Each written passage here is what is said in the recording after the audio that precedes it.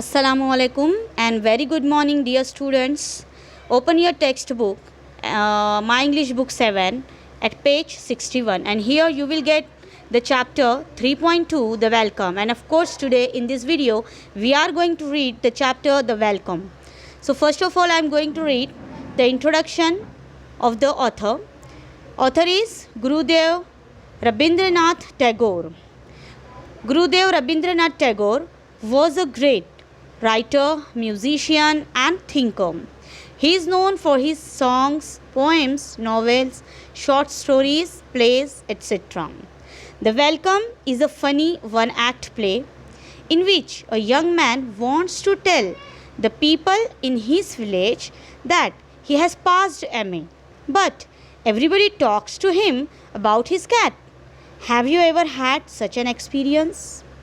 So I am going to translate this introduction, so listen very carefully. Gurudev Rabindranath Tagore जो है तो was a great writer, वो एक बहुत ही अजीम राइटर थे. रविंद्रनाथ टैगोर जो है तो ये एक इंडिया की one of the greatest personality में से एक है, और ये राइटर है, म्यूजिशियन यानी कि म्यूज़िक कंपोज़र है, एंड थिंकर और एक मुफक्किर के तौर पे भी इन्हें जाना जाता है. और हम अच्छी तरह से जानते हैं, आप रोज़ाना आपकी असेंबली में जो नेशनल एंथम पढ़ते हैं जन गण मन, वो इन्हीं का लिखा हुआ है, रविंद्रनाथ टैगोर का ही लिखा हुआ है. वो एक बंगाली राइटर थे. He is known for his songs, poems, novels, short stories, plays etcetera.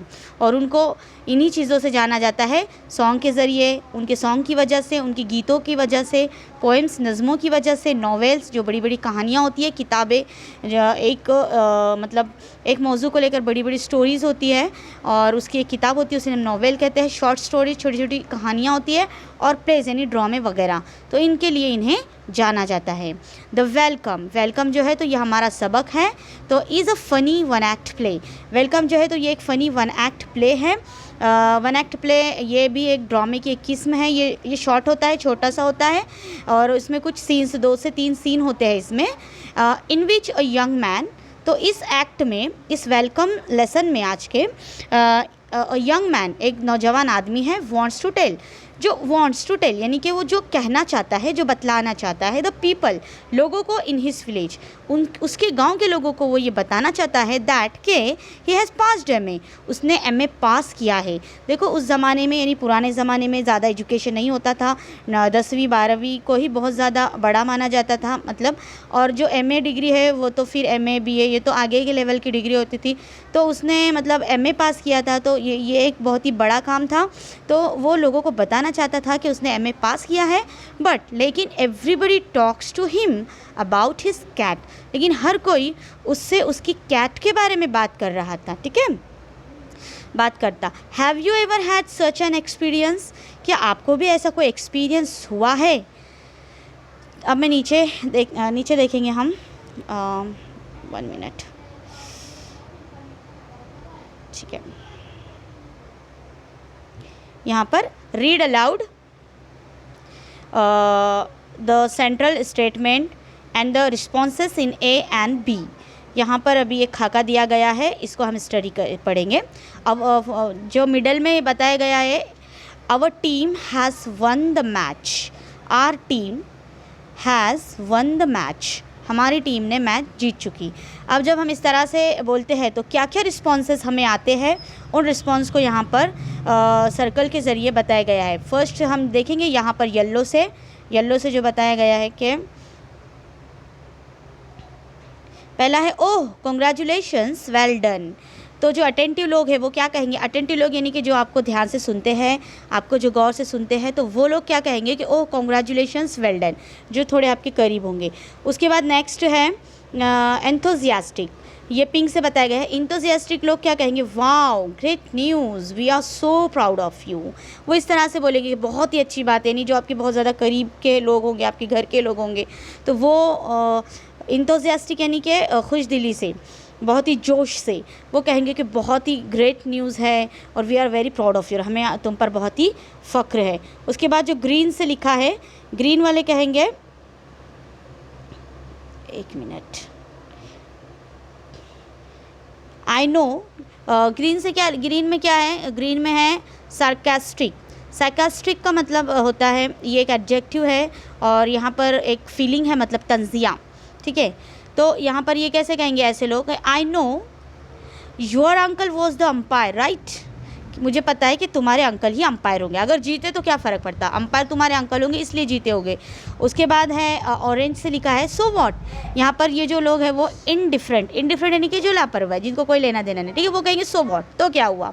Then blue से क्या है, न्यूट्रल बताए गए, न्यूट्रल वाले लोग वो कहेंगे, न्यूट्रल यानी कि साकिन, जिससे हम कहते हैं ना न्यूट्रल, यानी कि एकदम ज़ीरो कंडीशन में न्यूट्रल, यानी कि जो पॉजिटिव भी नहीं है जो निगेटिव भी नहीं है, ठीक है, ऐसे लोग जिनको कोई लेना देना, वो कहेंगे I see congrats, just formality के लिए वो कहेंगे कॉन्ग्रेट्स, ठीक है। अब now come to the page 62। Now here again you will get one more खाका जिसे हम कहेंगे, यहाँ पर एक पिक्चर देखेंगे हम, diagram. Raju has lost his wallet, Raju ने अपना वैलेट खो चुका है, वैलेट यानी उसका पॉकेट। अब देखो सबके अलग अलग रिएक्शन। अटेंटिव क्या कहेंगे, अटेंटिव यानी कि हम देख चुके हैं, बहुत ध्यान से देखने वाले, हमारी तरफ जिनका ध्यान होता है, अटेंटिव लोग। ओह रियली हाउ सैड, बहुत बुरा हुआ, सच में बहुत बुरा हुआ, इस तरह से कहेंगे। पिंक वाले कैसा कहेंगे, पिंक वाले कहेंगे ओह नो, पिंक वाले कौन से लोग हैं, इंथुसियास्टिक, जोश वाले, जोश व खरोश वाले, इंथुसियास्टिक लोग। Oh no how terrible, can we help, वो कहेंगे कि कितना बुरा हुआ, कैन वी हेल्प, कि हम मदद कर सकते। उसके बाद है ग्रीन में है सरकास्टिक, सरकास्टिक यानी कि जो तंजिया फीलिंग रखने वाले लोग हैं ना, जो निगेटिव फीलिंग या हमारे लिए जो ख़राब सोचते हैं, तंजिया फीलिंग्स जिनके मन में हैं, वो कहेंगे what else do you expect, he is such a careful person, वो ऐसा बोलेंगे कि what else do you except, और उनसे और क्या तुम एक्सपेक्ट कर सकते हो, क्या उम्मीद कर सकते हो उनसे। एक्सपेक्ट का मतलब होता है उम्मीद। ही is such a careful person, वो तो सच अ केयरफुल पर्सन, बहुत ही केयरफुल पर्सन है, मतलब ये तंजिया बोल रहे हैं, वो एक्चुअल में वो केयरफुल पर्सन है नहीं, लेकिन उसका वैलेट खो गया तो वो उसको तंज करके बोल रहे हैं कि हाँ बहुत ही केयरफुल पर्सन है। उसके बाद है ऑरेंज में है इनडिफरेंट, इनडिफरेंट यानी कि जो ऐसे लापरवाह अलग होते हैं। सच थिंग्स हैपन, वो बोलेंगे कि ऐसा तो होना ही था, ऐसा तो होता ही है। फिर न्यूट्रल, न्यूट्रल यानी कि जो वही साकिन कंडीशन वाले, जिनको भी कोई लेना देना नहीं है। ओह आई सी, बोलेंगे अरे अरे आई सी, जस्ट फॉर द फॉर्मेलिटी। सो आज के वीडियो में इतना ही काफ़ी है, नेक्स्ट वीडियो में हम इसका पार्ट 1 देखेंगे। सो आज के लिए अल्लाह हाफिज़।